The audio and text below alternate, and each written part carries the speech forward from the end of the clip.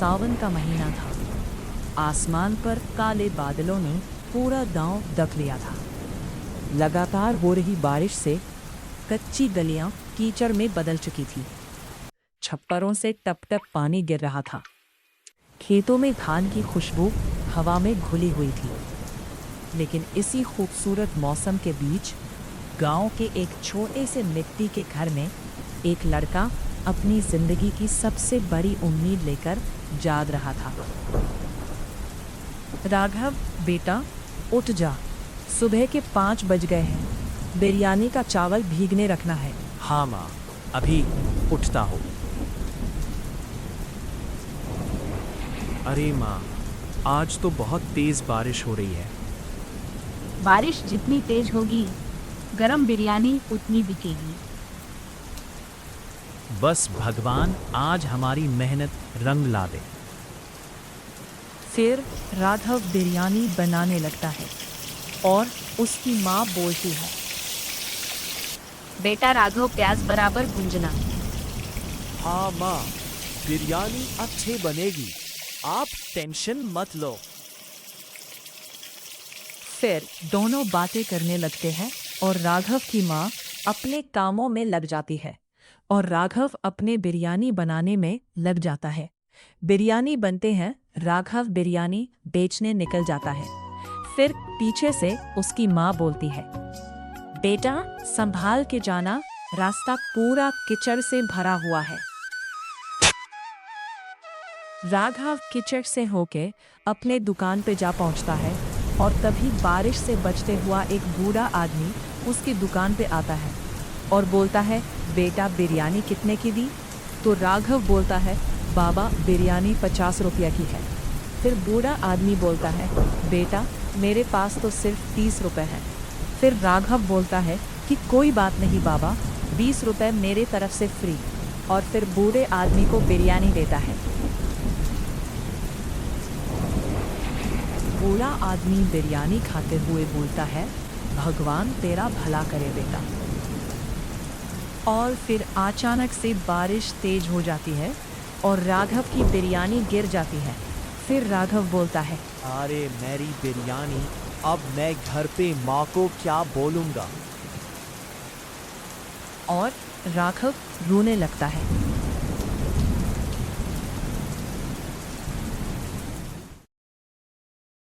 राघव बारिश में भीगा हुआ सड़क पर बैठा था। उसकी मेहनत की पूरी देग मिट्टी में मिल चुकी थी। तभी एक काली जीप धीरे धीरे उसके सामने आकर रुकी। जीप का दरवाज़ा खुलता है। अनजान आदमी, बेटा तुम रो क्यों रहे हो? कुछ नहीं साहब, बस आज की सारी बिरयानी गिर गई। अब घर में खाने तक के पैसे नहीं बचे। अनजान आदमी राघव से पूछता है, तुम्हारा नाम क्या है? फिर राघव अपना नाम बोलता है। अनजान आदमी सड़क पर गिरी बिरयानी देखता है। फिर बोलता है, अगर मैं तुम्हें पैसे दूं तो क्या करोगे? फिर राघव बोलता है, नहीं साहब, बिना मेहनत के पैसे नहीं लूँगा। आजकल भी ऐसे लोग हैं। गरीब हूँ साहब, लेकिन बेईमान नहीं। घर पर माँ दरवाजे पर खड़ी बारिश की ओर देख रही है। माँ घबराकर बोलती है, हे भगवान, मेरा बेटा ठीक तो होगा? उसी समय पड़ोसन आती है और बोलती, बहन अभी तक राघव नहीं आया? फिर राघव की माँ बोलती है, नहीं, मेरा दिल बहुत घबरा रहा है। राघव को उम्मीद की नई किरण दिखती है। अनजान आदमी बोलता है, राघव, मेरी शहर में एक बड़ी होटल है। राघव हैरानी से बोलता है, सच? अनजान आदमी बोलता है, हाँ, लेकिन मैं नौकरी नहीं दूंगा। राघव उदास हो जाता है। फिर अनजान आदमी मुस्कुराकर बोलता है, मैं तुम्हें मौका दूंगा। कल तुम अपनी बिरयानी बनाकर मेरे होटल में लाना। अगर स्वाद अच्छा लगा तो हर दिन सैकड़ों प्लेट का ऑर्डर मिलेगा। राघव खुशी से, सच साहब, मैं पूरी मेहनत करूंगा। घर वापसी। राघव खाली बर्तन लेकर घर पहुंचता है।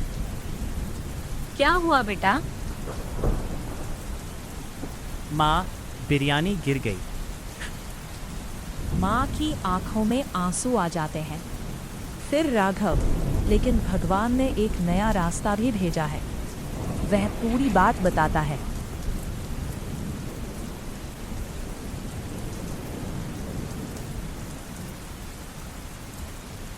बेटा, मेहनत कभी बेकार नहीं जाती।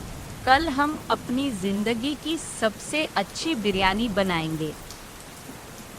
क्या राघव की बिरयानी उस बड़े होटल के मालिक का दिल जीत पाएगी या किस्मत फिर उसका इम्तिहान लेगी?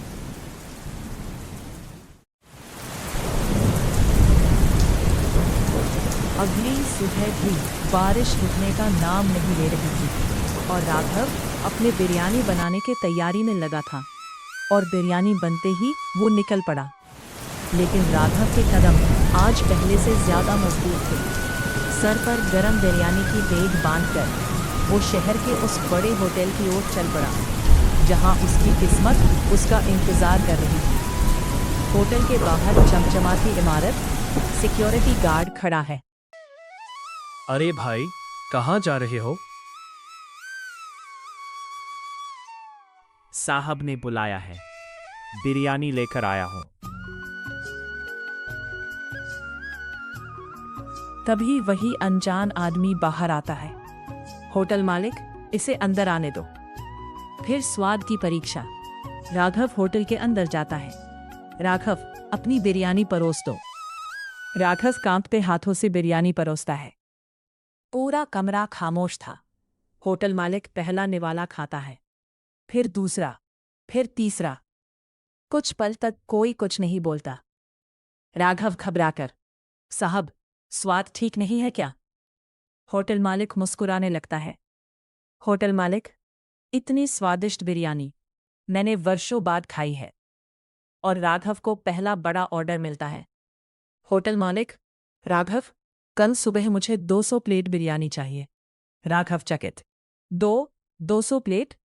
होटल मालिक, हाँ, कर पाओगे? राघव, जान लगा दूंगा साहब। राघव अपने घर जाता है और अपने माँ को बोलता है, माँ, हमारी मेहनत रंग लाई, सब बात बताता है। और राघव की माँ खुश हो जाती है और दोनों कल की 200 प्लेट बिरयानी के तैयारी में लग जाते हैं।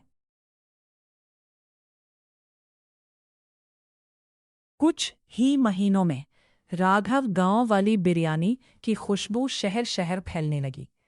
लोग घंटों लाइन में खड़े होकर उसकी बिरयानी खरीदने लगे। जिस लड़के के पास कभी 2 वक्त की रोटी के पैसे नहीं थे, आज वही सैकड़ों लोगों को रोजगार देने लगा था।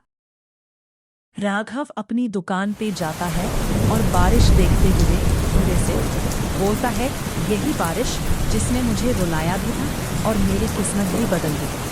और ऐसे ही क्या कहानी खत्म होती है?